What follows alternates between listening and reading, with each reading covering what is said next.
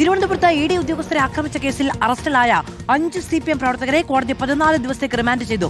Thiruvananthapuram judicial first class magistrate കോടതിയുടേതാണ് നടപടി. പ്രതികളുടെ ജാമ്യാപേക്ഷ കോടതി നാളെ പരിഗണിക്കും. കേസിലെ മറ്റു 3 പ്രതികളെ പിന്നീട് കോടതിയിൽ ഹാജരാക്കും. കൂടുതൽ പ്രതികൾക്കായി അന്വേഷണം തുടരുന്നു. 15 പേരെയാണ് പോലീസ് തിരിച്ചറിഞ്ഞിട്ടുള്ളത്. ഹരിമോഹൻ വിവരങ്ങളുമായി ചേരുകയാണ്. ഹരി, ഇന്നലെ അറസ്റ്റിലായ 5 പേരെയാണ് നിലവിൽ റിമാൻഡ് ചെയ്തിരിക്കുന്നത്. 3 പേർ കൂടി ഇന്ന് അറസ്റ്റിലായിട്ടുണ്ട്. കൂടുതൽ പേരെ പോലീസ് തിരയുന്നുമുണ്ട്.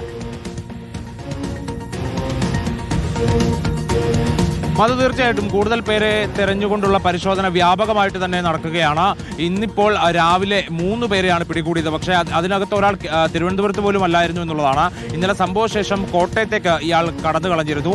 അവിടെ കോട്ടയത്തെ രവിപുരത്തുള്ള ഒരു ലോഡ്ജിൽ നിന്നാണ് ഇയാളെ പോലീസ് പിടികൂടിയത്. കോട്ടയം പോലീസുമായി ചേർന്ന് തിരുവനന്തപുരം പോലീസ് നടത്തിയ പരിശോധനയിലാണ് ഇയാളെ കണ്ടെത്തിയത്. അങ്ങനെ 8 പേരാണ് ആകെ പോലീസിന്റെ പിടിയിലായത്. 5 പേരെ ഇപ്പോൾ ജുഡീഷ്യൽ ഫസ്റ്റ് ക്ലാസ് മജിസ്ട്രേറ്റ് കോടതി റിമാൻഡ് ചെയ്തിട്ടുണ്ട്. 3 പേരെ അല്പസമയം കൂടി കഴിയുമ്പോൾ കോടതിയിൽ ഹാജരാക്കും.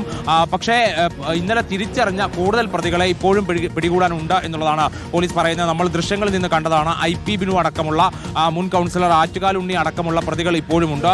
ചില SFI പ്രവർത്തകരുണ്ട്. ഇവരെ കൂടി പിടികൂടേണ്ടതുണ്ട്. ഇതുമായി ബന്ധപ്പെട്ടുകൊണ്ട് 2 കേസുകൾ ഇതിനോടകം പോലീസ് രജിസ്റ്റർ ചെയ്ത് കഴിഞ്ഞിട്ടുണ്ട്.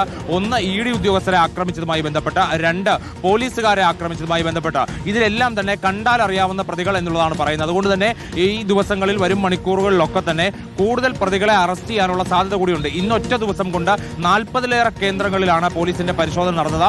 ഈ കണ്ടാൽ അറിയാവുന്ന പ്രതികളുടെ അല്ലെങ്കിൽ കണ്ടാൽ അറിയാവുന്ന DYFI CPM പ്രവർത്തകരുടെ ഒക്കെ വീടുകളിൽ പരിശോധന നടത്തി. ഇന്നലെ വൈകുന്നേരം പരിശോധന നടത്തി. ഇന്ന് പുലർച്ചയോടുകൂടി പരിശോധന നടത്തി.